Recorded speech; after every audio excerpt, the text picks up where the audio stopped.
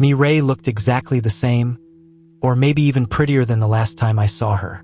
"Ji-hoon," she breathed, stepping closer. "You haven't changed at all. I've missed you." I swallowed, suddenly feeling 10 years old again. I've missed you too." Behind me, I could feel Minj's eyes burning holes into the back of my head. Mireille brushed a strand of hair behind her ear as she looked around. Then her gaze landed on Minj and lingered. "Oh," she said with interest. "Ji-hoon, who is he?" I opened my mouth, but nothing came out. What was I supposed to say? He's my rival? My what? My headache? My problem? My something else entirely? Before I could think, Minj moved. He strode over to me like he owned the entire apartment, grabbed my shoulder, and pulled me right against his side so tightly I almost squeaked. His warmth enveloped me, and his possessiveness hit me like a slap.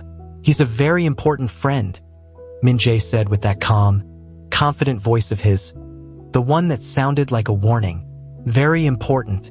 Close enough that we even share something special." I blinked, face heating up. Mireille's brows lifted in total confusion. "Something special?" My heart was beating so fast I felt dizzy. Minj was acting like some territorial cat, and my entire body was betraying me by not pushing him away. Before anyone could continue, my mom's voice filled the hallway. "Oh, Mireille." She rushed over with a bright smile and pulled Mireille into a hug. "You made it. I'm so sorry I can't stay long today. Something important came up. But I know Ji-hoon will take good care of you. You two can catch up properly." Mireille smiled sweetly. "I'd love that." And then my mother, being herself, added with a wink. "First loves never really part, right?" I choked on my own breath. "Mom," Mireille chuckled. Minj scoffed so loudly it echoed through the house. I elbowed him in the ribs.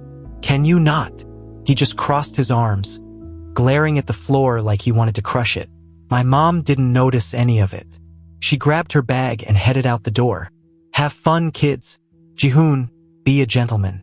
Minj, behave yourself." The door clicked shut, and suddenly it was just the three of us. I exhaled slowly, knowing this day was about to become extremely complicated. I honestly tried my best to be a good host, but Minj made it impossible. Every single time Mireille leaned in to say something, literally anything, Minj suddenly appeared between us like some overprotective guard dog. At first, it was subtle. She would start with, "Ji-hoon, do you remember that time?" And suddenly Minj would clear his throat loudly. "Ji-hoon, where should I put this cup?" A cup that didn't need putting anywhere. Then she'd try again. "Ji-hoon, I wanted to talk to you about."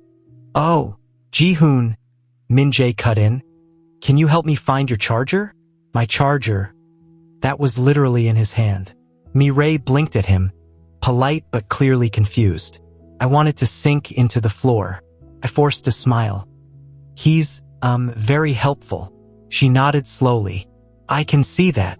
But Minj didn't get the hint. No, he doubled down. We moved to a corner of the living room. She sat beside me, ready to finally speak, and Minj dramatically dropped into the tiny space between us, basically pushing her aside with his shoulder. I nearly slapped him. "Minj," I whispered sharply. "Can you not?" He pretended not to hear me. Mireille laughed awkwardly. "Your friend is really close to you." Before I could answer, Minj answered for me. "Yes, very close." He shot me a look. "Right, Ji-hoon?" I glared at him, feeling heat rise in my face. Not the good kind. This was ridiculous. I stood up abruptly. "Minj, what exactly do you want?" He froze. Mireille's eyes widened. The room got painfully silent. I quickly ran a hand through my hair. "Sorry. Just give me a second," I told Mireille before dragging Minj to my bedroom. I closed the door behind us a little harder than I meant to. The sound echoed through my room, and Minj simply stood there, shoulders tense, arms folded like some offended prince. I took a breath. "Okay, what is going on with you?" He didn't answer. His jaw tightened instead, and he looked away like the wall suddenly became fascinating. "Minj," I pressed, stepping closer. Why are you acting like this? You keep interrupting me and Ray every single time she tries to talk. What's your problem? He shrugged, still refusing to meet my eyes. Nothing. I just didn't want the house to be awkward. Thought I should, help. I stared at him. Help? You were ruining every conversation I tried to have with her. Silence. I sighed, rubbing my temple. Ray is a very important friend to me. Okay? Someone I haven't seen in years. Stop messing things up. That finally made him look at me. His eyes flicked with something sharp, something that felt dangerously close to pain. So she's the first love you were talking about, he said. I blinked, thrown. What? No, why would you assume? You were definitely happier when she walked in. He cut in, his voice low, almost accusing. His words annoyed me more than they should have. Why do you even care? Why does it matter to you who I liked? I demanded. You're acting like there's something between us. The room went silent. Minj stepped closer, much closer, until I could feel the warmth radiating off him. His face hovered inches from mine, eyes locked on me with an intensity that sent a shiver down my spine. I'm surprised you're so clueless, he murmured. My breath caught. His voice. The way he was looking at me. Every logical thought in my brain scattered. For a brief moment, for the tiniest fragile heartbeat, I wondered, does he? My cheeks burned. My heart hammered against my ribs. His eyes held mine like he was trying to tell me something without saying it out loud. My lips parted, wanting to ask, to confirm, to understand. But then his phone rang. Of course. He closed his eyes in irritation, jaw clenching before he reluctantly pulled out his phone. What? He snapped into the receiver. I waited, and then he sighed. Coach, right? I'll be there. His entire expression changed. He looked conflicted, almost angry that he had to go. When he hung up, he stayed still for a moment, staring at the floor like he wanted to crush his phone under his foot. I forgot I had practice, he muttered, almost sulking. I nodded awkwardly, still trying to get my heartbeat under control. He didn't move. Instead, he gave me one last look. Intense, unreadable, lingering longer than necessary. Then, don't try anything funny with me, Ray, he said sternly, pointing at me like I was some criminal on parole. I'll be back as soon as possible. My mouth fell open. Why would I? Minj. But he was already heading for the door, frustration written all over his back. As the door closed behind him, I stood in my room alone, trying to calm the whirlwind twisting inside my chest. I didn't know what just happened, but something had definitely changed. Meanwhile at Star's Entertainment, the conference room was filled with a quiet tension that only broke when the CEO finally leaned back in his chair. The long table was scattered with sheets of music, lyric drafts, and a tablet showing some of Namin's demo tracks. Taeyong watched anxiously from the side, hands folded. His members, Jun, Daeho, and Woojin, were scattered around the room, trying not to look too nervous, though Woojin still sat with an arm draped casually around Namin's neck, as if guarding him. Namin sat stiffly, trying not to fidget. His palms were clammy, and his heart thumped in a rhythm that felt completely out of sync, but he tried to appear composed. Finally, the CEO looked directly at Namin. Namin, he said slowly, these songs, he tapped a finger on the papers, are extraordinary. Namin's breath hitched, eyes widening. Taeyong grinned immediately, quick, bright, relieved, like he had been waiting the whole time just to hear that sentence. The CEO continued, I admit, I was skeptical when Taeyong insisted we bring you in. Songwriting is not something just anyone can do well. But now I see he was right. He folded his arms, nodding with genuine approval. You have real talent, rare talent. Namin bowed his head quickly. Thank you, sir. The other members let out small sighs of relief. Daeho even whispered, thank God, while Jun clapped softly. The CEO then leaned forward on the desk, voice lowering into something more serious. As you all know, he said, glancing at the group, V6X is set to release their debut album soon, but we've been struggling. None of the songs we've received so far meet the standard we want. He tapped Namin's lyric sheet again. But this is exactly the kind of heart the album needs. Namin swallowed hard, his fingers curling into fists to hide how much they trembled. So here's what I'm proposing. The CEO smiled. Help us. Help the boys finish this album. Contribute as many songs as you can. You will, of course, be compensated properly. Contract, payment, royalties, everything. Although we are a new company, but we'll be able to afford to pay you well. He paused. And you will be credited officially. Namin's mouth fell open. I would love to, he blurted, unable to hide the excitement bursting through him. I'll help in any way I can.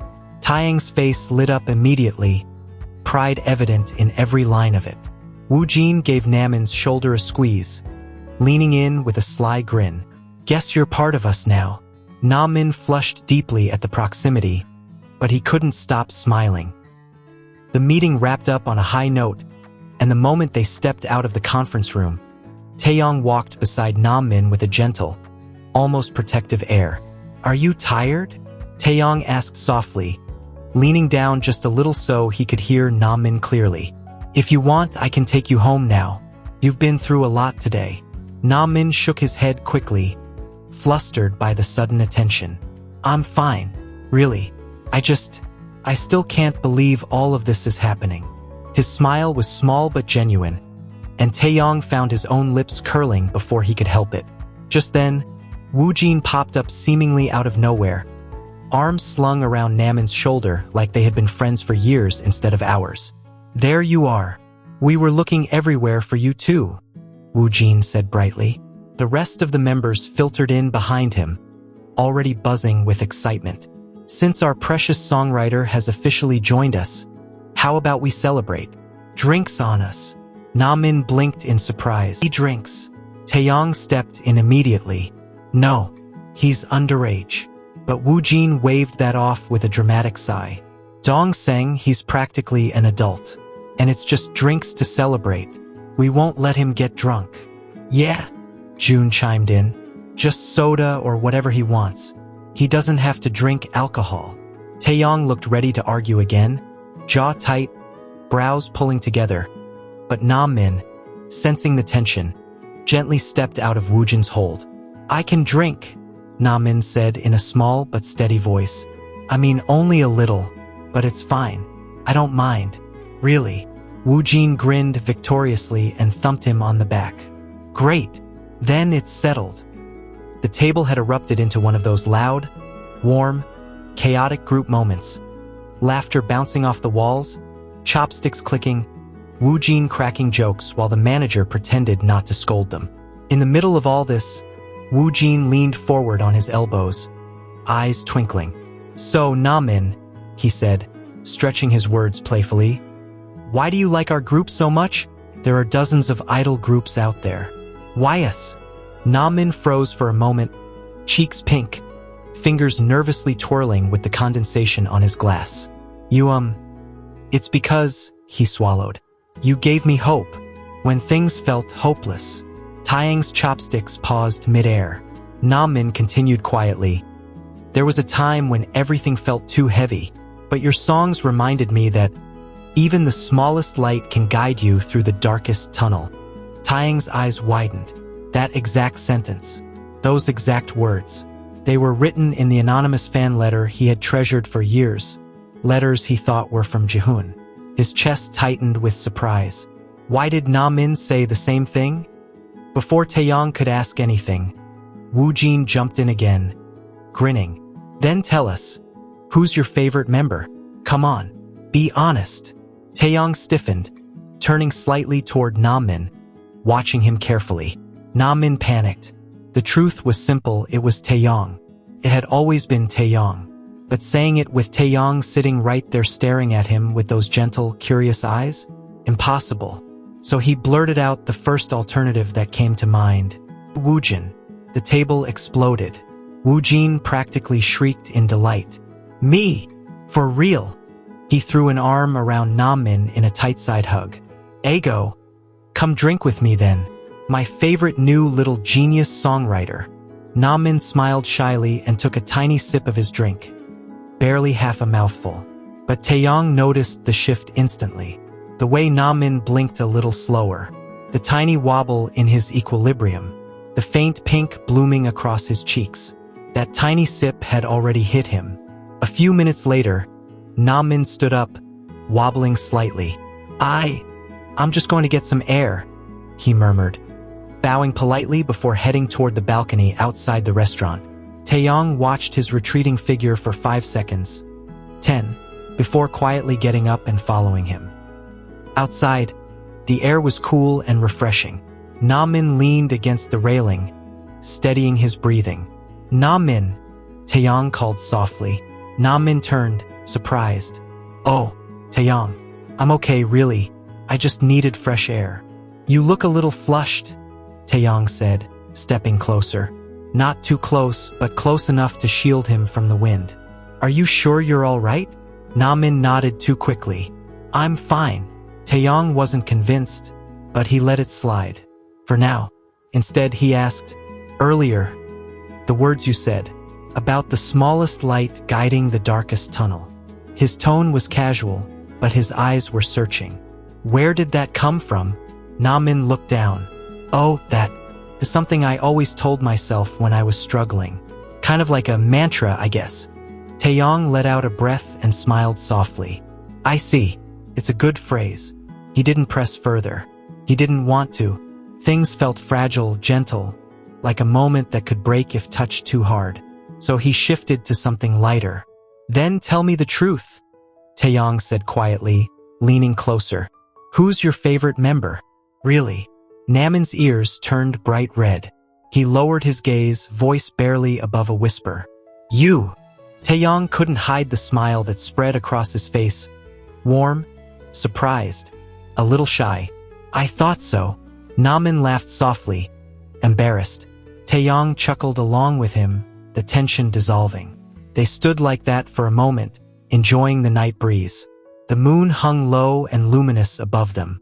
Taeyong turned to say something, but stopped when he felt something warm against his shoulder. Min's head had gently fallen onto him, his breathing slow, even, soft. He had fallen asleep. Taeyong froze for a moment, then relaxed, letting him rest. His shoulder dipped slightly under the weight, but he didn't move. He didn't want to. He looked down at Min's sleeping face, peaceful, trusting, and a strange warmth filled his chest. He didn't understand why, didn't understand the comfort blooming inside him, didn't understand the gentle smile tugging at his lips, but he knew one thing. He didn't want this moment to end. I couldn't focus for even a second. The entire practice felt like torture. Coach's voice kept echoing in the background, yelling at me to position myself properly, to stop spacing out, to get my head in the game. But my mind wasn't on the court. It wasn't even in the gym. It was at Ji-hoon's house. It was with Ji-hoon and Mi-rae. Every time I imagined the two of them sitting together, talking and smiling like some perfect reunion scene out of a drama, something inside me twisted so painfully I almost doubled over. At first, I didn't understand it. I just felt restless, irritated, distracted, jealous. And then, somewhere between Coach screaming and me missing my 5th shot in a row, it finally hit me. I was in love with Ji-hoon. I froze when that realization punched me square in the chest. It was like all the puzzle pieces I'd been ignoring locked into place. Coach yelled again, but this time I couldn't pretend to care. I dropped the ball, marched straight up to him, and blurted, "Coach, I have to leave." His eyes widened. "Leave? Do you think this is a playground? You can punish me tomorrow," I said, panting for more emotion than exhaustion. "But right now, I need to go." I didn't wait for a response. I just ran. I sprinted across the courtyard, down the street, ignoring the confused looks I got from people I rushed past. My lungs burned, but it felt like my heart was the one running the fastest. All I could think was, I need to see him. I need to tell him. By the time I reached Ji-hoon's house, I didn't even pause. I slammed the door open. Ji-hoon jerked up from the couch, startled. He was holding his notepad, pencil still in hand, his soft hair a little messy from leaning forward while drawing. He looked so peaceful a second before I barged in, and now he was staring at me like I might be a lunatic. "W, what are you doing?" he asked, standing quickly. "Why did you break in like that?" I could barely catch my breath, but the first words out of my mouth were, "Is me Ray still here?" He blinked. "No. She left a while ago." "Why?" I swallowed hard. My pulse hammered in my ears. "And your mom? Is she home?" "No," he said cautiously. "I'm the only one here." Relief washed through me so strongly, I actually smiled. "Good," I said. "Then I'm free to do this." Before Ji-hoon could react, I crossed the room in 3 long strides. His eyes widened, and for a moment I saw pure confusion flash across his face. Then I cupped his cheeks and crashed my lips into his. He froze, but the second our skin touched, a sharp, burning glow flared on our wrists, our soulmate marks lighting up like fire. The warmth shot through my arm, my chest, my entire body, like something inside me finally snapped into place where it belonged.